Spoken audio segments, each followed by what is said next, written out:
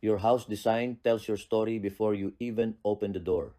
House design is the art and science of creating spaces that blend functionality, aesthetics, and your personal lifestyle into one cohesive vision. It's about choosing an architectural style that not only looks beautiful but also works perfectly for how you live. So, why does it matter? The right house design can increase your property value by up to 20% and dramatically improve your daily quality of life. It affects everything from natural lighting and energy efficiency to how you feel when you come home each day. According to the review of the National Library of Medicine, can homes affect well-being? It said that therefore, since in the immediate future we are likely to continue spending more time in confined spaces, the role of the built environments in which we live has become of the utmost importance, as the pandemic has strongly highlighted. And housing plays a key role in human lives, impacting education, employment, recreation, social opportunities, and most of all, health. The WHO describes the physical environment as one of the three determinants of health. In fact, many factors combine together to affect the health of the individuals and communities along with the social and economic environment and the individual characteristics and behaviors. In the Philippines, where climate and culture play unique roles, choosing the right design style isn't just about trends, it's about creating a home that truly belongs. Modern design embraces clean lines, open spaces, and minimalist aesthetics that prioritize function and simplicity. Traditional design celebrates ornate details, classic proportions, and timeless elements that have proven their beauty over centuries. The key difference: modern looks forward with innovation while traditional looks back with reverence. But today's best homes often blend both approaches. I'm Vic, and after 30 plus years in the architecture and design industry, I've seen how the most magnificent homes are created when traditional elegance meets modern innovation. So let me show you the architectural styles that masterfully blend both worlds. Before falling in love with a style, filter by your budget tier, actual lot size, and maintenance willingness. A luxury style on an economy budget always looks worse than a simpler style executed beautifully. Beaux-Arts with French neoclassical and mansard influences, grand, symmetrical facades with ornate detailing, and distinctive mansard roofs that exude timeless elegance and sophisticated European charm. Notice how these examples showcase elaborate cornices, arched windows, and classical columns that create a sense of monumentality and prestige. This style dominated Paris during the Belle Epoque and famously shaped the grandeur of the Palais Garnier Opera House. Requires massive lots and a maintenance budget to match those ornate details need constant care. Modern Tudor, classic Tudor charm with exposed timber framing and steeply pitched roofs, reimagined with contemporary materials and clean, open interiors. Look at how the distinctive half timbering creates dramatic visual contrast against light stucco or stone, while modern interpretations maintain the romantic silhouette but open up the floor plans for contemporary living.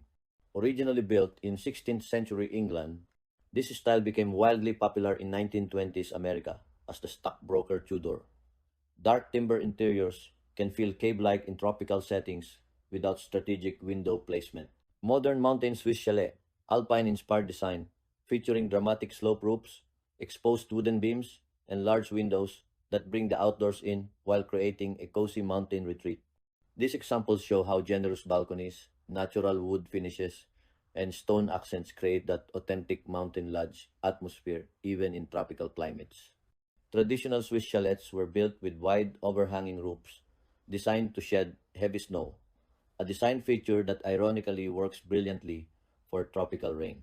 Neoclassical columns, pediments, and balanced proportions that channel ancient Greek and Roman architecture with stately presence and enduring sophistication. Pay attention to how these homes use full-height columns, symmetrical wings, and refined details to project authority and timeless elegance that never goes out of style. This style became the architectural language of power. Thomas Jefferson himself designed his Monticello estate as a neoclassical masterpiece.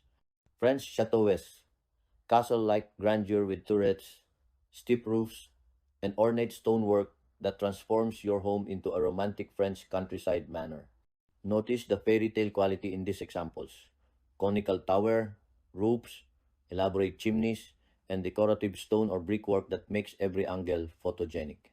The famous Biltmore Estate in North Carolina is America's largest private home built in this style, with 250 rooms spanning 175,000 square feet. Farmhouse, warm, inviting spaces with wrap-around porches, board and batten siding, and a perfect blend of rustic charm and modern comfort. See how these examples balance casual, welcoming exteriors with surprisingly sophisticated interiors. Shiplap walls, barn doors, and vintage-inspired fixtures create that lived-in character people love. The modern farmhouse trend exploded thanks to Chip and Joanna Gaines' Fixer Upper, turning this once purely rural style into a suburban favorite. Scandinavian, Nordic, minimalist beauty meets functionality with natural materials, neutral palettes, and abundant natural light that create serene, uncluttered living spaces.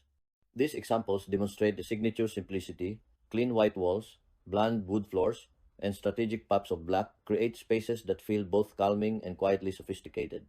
This design philosophy emerged from long, dark Nordic winters where maximizing natural light became essential for well-being and mental health. Modern Japanese Machiya long and narrow. Space-efficient design, perfect for narrow lots, featuring sliding doors, interior courtyards, and a seamless flow between indoor and outdoor areas. Watch how these homes maximize every square meter through clever spatial planning, built-in storage, and those characteristic wooden slats that provide privacy while filtering natural light beautifully. Traditional machiya were built narrow to avoid Kyoto's width-based property taxes, a brilliant example of design born from necessity. The extreme minimalism may clash with Filipino family living and storage needs, but that's where the built-in storage comes into play. Victorian townhouses for narrow lots. Ornate vertical living with bay windows, decorative trim, and multi-story layouts that maximize space without sacrificing Victorian elegance. Notice in these examples how intricate gingerbread trim, tall narrow windows, and vertical emphasis make even compact homes feel grand and historically rich. These iconic homes line the streets of London and San Francisco, where the famous painted ladies became cultural landmarks. Luxury modern, cutting-edge architecture with premium materials, innovative technology, and bold design statements. But remember, this style demands investment because tinipid, modern, is ugly and soul-crushing to live in. These examples show what's possible with proper budgets, seamless glass walls, cantilevered volumes, and flawless material execution that makes each home a work of architectural art. The iconic modernist masterpieces by architects like Mies van der Rohe and Philip Johnson have influenced luxury home design for over 70 years. Be honest about your lot size.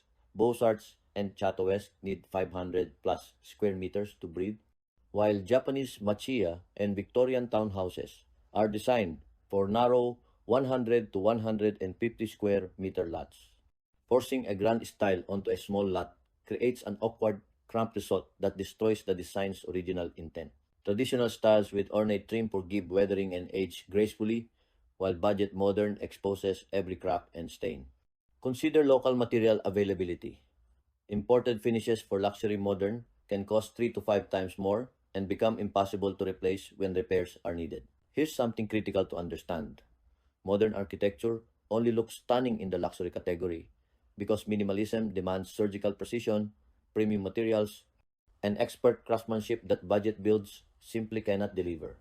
Without this, you are left with a soul-crushing concrete box that ages poorly and feels more like a warehouse than a home. Traditional styles forgive imperfections with trim and ornament, but modernism exposes every flaw. At the end of the day, choosing your architectural style is deeply personal. It should reflect who you are and how you want to live. Whether you're drawn to the grandeur of Beaux-Arts or the simplicity of Scandinavian design, make sure your choice aligns with both your budget and your long-term vision for your home. Now that you know which architectural style speaks to you, there's something even more important. You need to understand the hidden cost that can derail your dream home before construction even begins. In my next video, I'll break down all the non-construction costs that catch homeowners off guard, from permits and professional fees to site preparation and utility connections. Click this video on the screen right now because knowing this cost upfront could save you from budget disasters and help you plan your perfect home realistically.